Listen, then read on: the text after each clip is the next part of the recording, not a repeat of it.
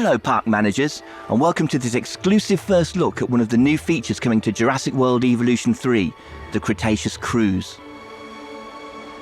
I'm Sandy, a principal designer on the game, and in this demo, I'm going to show you how to build this attraction through several enclosures, including the T-Rex. Hopefully everything goes to plan. Let's dive right in. I'm going to be building in our lovely Hawaii map. You can see we already have a lot going on here with a mix of enclosures.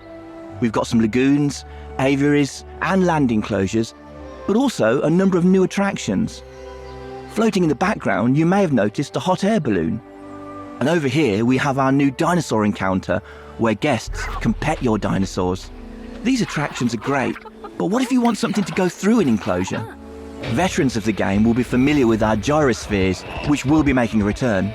However, the Cretaceous Cruise lets your guests view dinosaur families whilst cruising along rivers and water bodies, opening up all sorts of interesting ways to construct your enclosures with this attraction in mind. Like all our attractions, I'm going to need an entrance. We have our building already placed down. Jurassic World Evolution 3 now features modular building, meaning you can customize buildings like this to your heart's content. We have 3 enclosures we want this ride to pass through, so our guests get to see a wide variety of dinosaurs, including that T-Rex we mentioned. I've placed a couple of security cameras around. We should be safe if things get a little chaotic. Let's start adding a track. It's incredibly easy. Clicking here, I can simply lay down the route I want, adjusting the path to be curved or straight as needed. And while this is a great starting point, our new scenery pieces mean we can make these spaces even more interesting. Let's make the ride feel more dynamic by adding a rock arch. If we go into the scenery panel, we have a wide variety of rocks to choose from. Very easily, we're able to create something unique for our ride. And then I think we want another type of structure over the path. Over here, we have a structure we've turned into a blueprint. There we go, that looks great. Now we've reached the end of the enclosure, we need some more water in order to continue the ride. Let's place that down and add a track through this fence.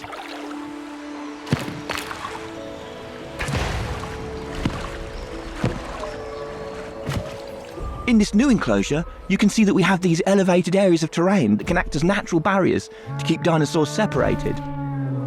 You no longer need to rely purely on fences to house your dinosaurs. I'm also moving into deep water now. Deep water is a new feature and a need for some of our dinosaurs. Certain species will be able to navigate through the water or swim.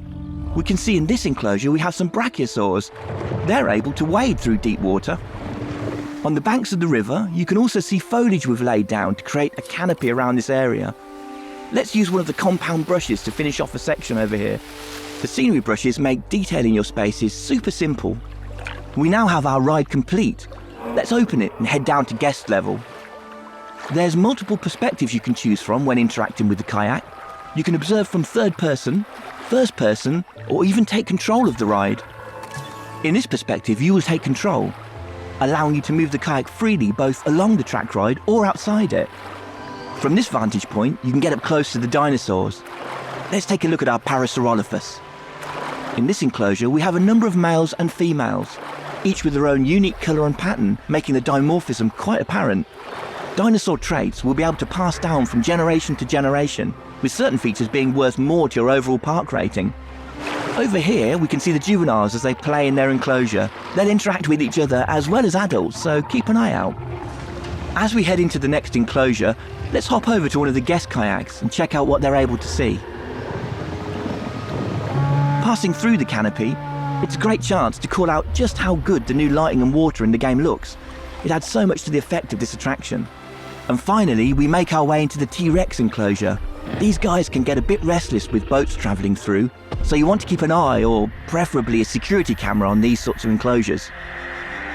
That about brings us to the end of our demo, and hopefully you can see just how creative and dynamic this new ride will be. There's so many ways to integrate it into your parks. I'm very excited to see what players will do with it when the game launches on October 21st.